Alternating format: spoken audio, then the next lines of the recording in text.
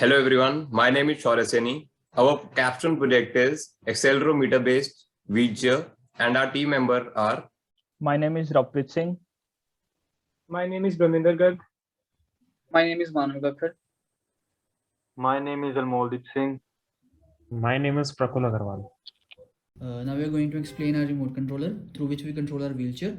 So there are two batteries, they are 9 volt each. They are connected in parallel. As we know, in parallel the voltage remains same, so we can use it for a longer time.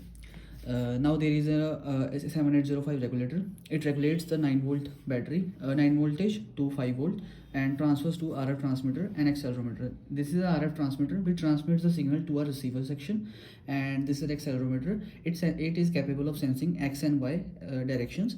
The X and Y directions are transfers to the IC comparator. This IC comparator compares the X and Y directions and then transfers the signal to the encoder. This encoder encodes that directions and transfers the signals to RF transmitter, which further transfers through this antenna to our receiver section.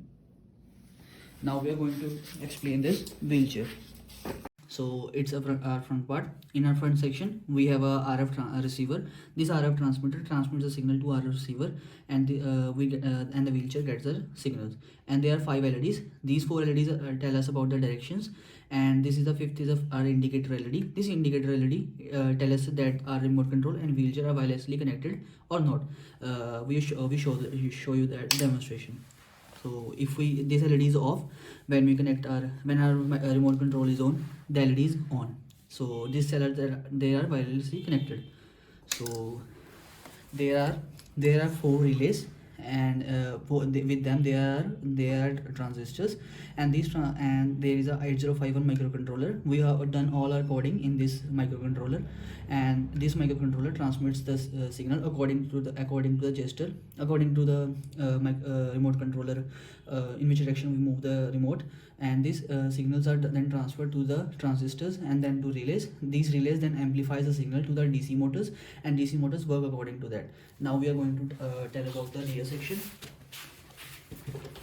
In our rear section, there is a ultrasonic sensor, and in rear section we also use another microcontroller.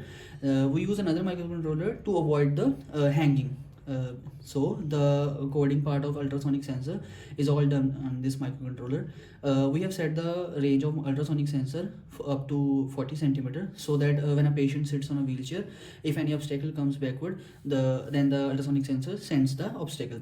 The ultrasonic sensor can sense up to 200 centimeter, but we have set the range up to 40 centimeter. And there is a buzzer and a high power LED. So when the ultrasonic sensor senses the obstacle, the buzzer will beep and the high power LED will glow. And there are 2 batteries. They are 2.5 ampere batteries, and and our project can work on this battery for up to 2 hours continuously. And now we show a demonstration about our project.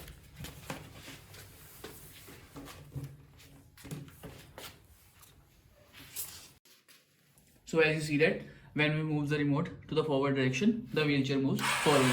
As you see that the LED is on, and when we move the wheelchair to the backward direction, the wheelchair moves backward, and another LED is on, which indicates that the wheelchair is moving.